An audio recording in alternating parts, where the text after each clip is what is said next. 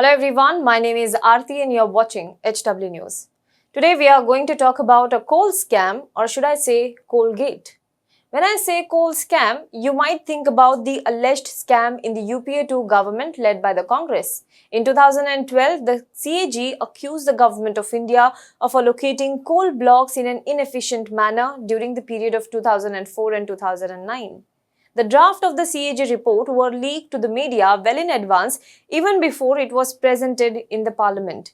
The scam was said to be to the tune of 1,86,000 crore rupees. The news had led to an uproar in India. For many months, the news made headlines and the scam was deemed as epitome of corruption. So much so that it not only brought the UPA-2 government to its knees, but also led to parliament blockade, CBI inquiry, the strings of which went right up to the Prime Minister's office.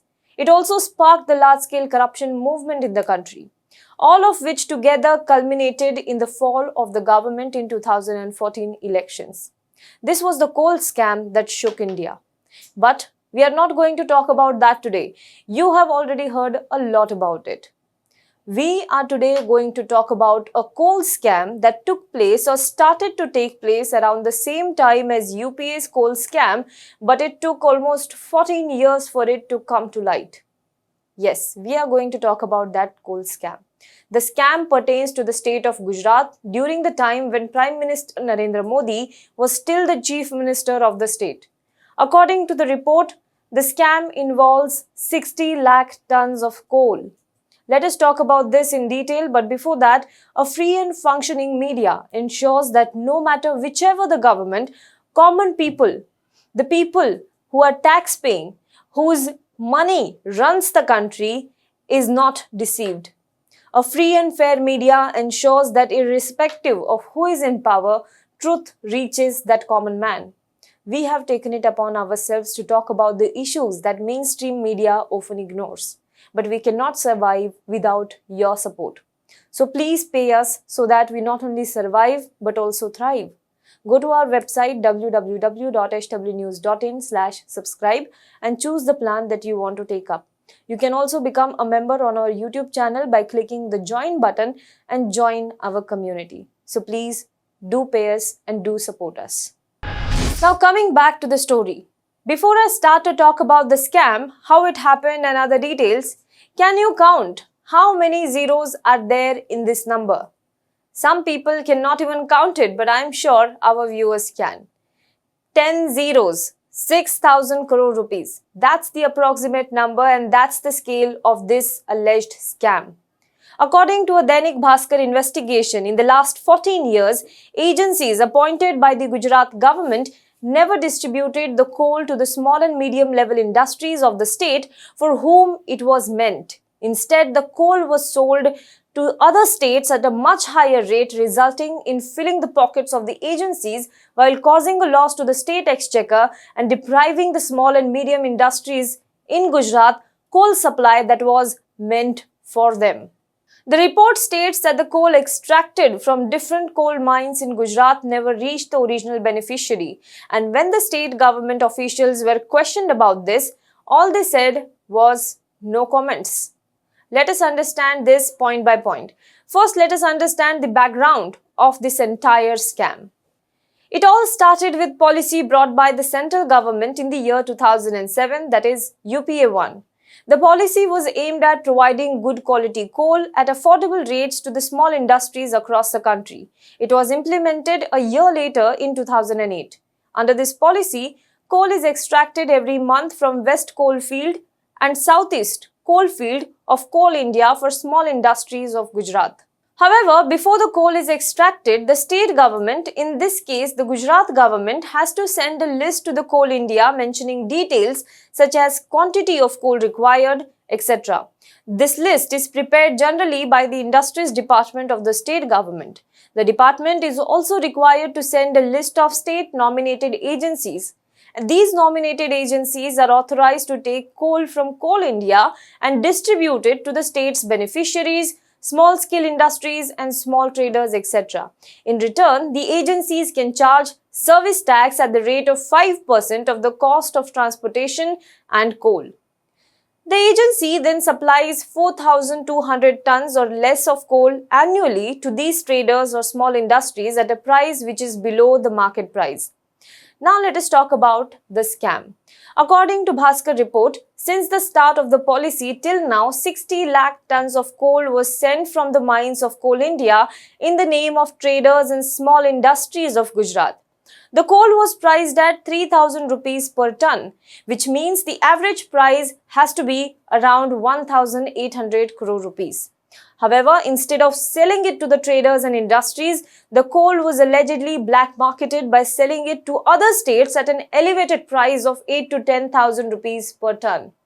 As per the process, the government of Gujarat has to send CoalIndia details like the list of beneficiary industries of coal, the quantity of the coal required, from which agency the coal will be sent, etc. The report alleges that the details sent by the state government to CoalIndia was in many cases false. The agencies involved in the coal distribution. Who were these agencies? Let us understand now which agency was allocated how much coal to distribute it to the beneficiaries. Now from 2011-12 onwards, total 4 agencies were authorized as distributors of the coal. These agencies are Gujarat Coal Coke Traders, South Gujarat Federation Industries, New Saurashtra Briquetting Industries Association and Kathiawad Coal and Coke Association, Consumers and Traders. The report says, according to the data available on the website of Gujarat Government's Industries Commissioner, there is no estimate available as to how many tons of coal was allocated to these agencies between 2011 and 2015. However, in 2015-16, New Saurashtra Briquetting Association was authorized to distribute 2.16 lakh tons of coal. Between 2016-17 and 2017-18, again these 4 agencies were authorized to distribute coal of different quantity. Now, Gujarat Coal Coke Traders and Consumer Association was authorized to distribute 66,000 tons of coal. New Saurashtra Briquetting Industries Association was authorized to distribute 75,000 tons of coal. Kathiawad Coal and Coke Consumers and Traders Association was authorized to distribute 30,000 tons of coal. And Gujarat Federation of Industries was in fact authorized to distribute 45,000 tons of coal. In 2018-19, Gujarat Coal Coke Traders and Consumers Association got the contract of distributing 1.16 lakh ton of coal to beneficiaries. In 2019 and 20, Kathiawad Coal and Coke Consumers and Traders Association got the contract to distribute 1 lakh tons of coal to beneficiaries. For the next 2 years till 2020, there is no data available on the website.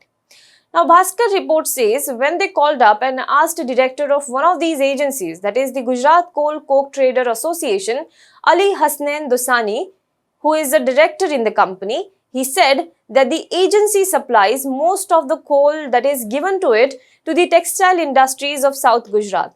And when the reporters contacted Jitendra Vakharia of South Gujarat Textile Processors Association, he said, and I quote this from the report itself, I have been in this business for 45 years. We never got any kind of coal under such a scheme. Now, one such beneficiary industry that features in the document submitted is Jai Jagdish Agro Industries based in Shihor. When contacted by the news media, Jagdish Chauhan of the industries told them, and I again quote from the report itself, I don't even know that we get any coal from the government. Till now, we have not been contacted regarding this. We buy coal from the local market. Another such beneficiary named in the document, Shanu Badami of ANF Dehydrated Foods said, we have never found any such batch of coal. We procure most of the coal we need from GMDC mines or we buy imported coal. Coal is now costly for us.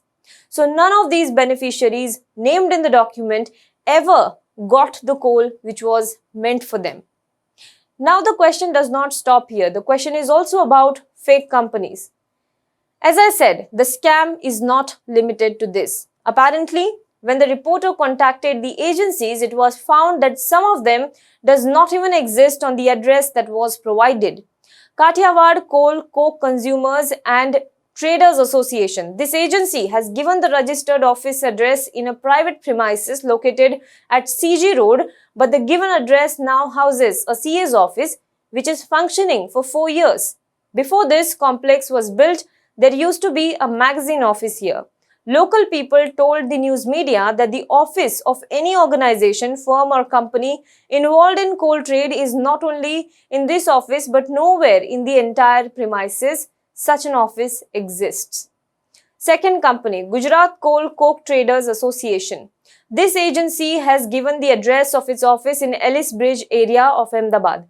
After going there and investigating, the Bhaskar reporter found that there is no trade association office there, but a trading agency, Black Diamond, is definitely working. It is also related to the coal trade. The owner of the agency, Hasnain Ali Dosani, said, "We sell the entire quantity of coal to traders in South Gujarat, but as we spoke about it earlier, the report mentions when they called up the Textile Processor Association chief, he said that the industry never got such kind of coal."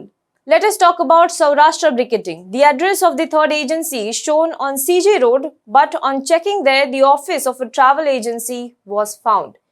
No mention, no traces of agency involved in coal distribution. It is possible that these agencies created fake bills for this game and also evaded income tax, sales tax, and could have evaded GST also.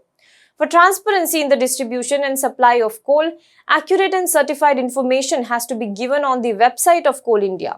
In case of other states, it is entrusted by the respective state to its own department, whereas in Gujarat, only a few selected agencies have been appointed over the period of several years. Now, not only this, on the website of CoalIndia, other states have given information about the quantity of coal according to the financial year. Full name of the agency or office concerned, telephone number, email address, etc. While the government of Gujarat has given the name of the agency in the information department column. According to the Bhaskar report, texts such as ABCD, ASDF and phone numbers such as 9999999 has been given. It is suspected that some officials of the Gujarat government are also involved in the scam. However, top officials of the state are mum and are not taking any responsibility of this entire scam. It is important to note that when the scam took place, Prime Minister Narendra Modi was the chief minister of the state. So was this entire process an oversight or was it a deliberate scam? Who are the officials involved and whether there is a political connection? The state has seen successive governments belonging to BJP. So the state should own up the responsibility and order investigation into this entire issue. Do let us know what you think about this in the comment box below. For more news and updates, you can log on to www.hwnews.in. नफरतों का बाजार, सपनों का कारोबार जारी है। अच्छे दिन तो झांकी थे, अमृतकाल अब बाकी है। मन की बात आप तक पहुंचती है, लेकिन आपकी आवाज का क्या? जिन्हें लोकतंत्र का चौथा स्तंभ कहते थे, वे अब सत्ता की गोद में हैं, सत्ता के सामने नतमस्तक हैं। लेकिन अब भी कुछ आवाजें हैं, बेखौफ, बेबाक, जिन पर लोगों को भरोसा है। चेहरा बदला है, तेवर वही है। देखिए मुझे, सतीश शाह को HW न्यूज़ पर।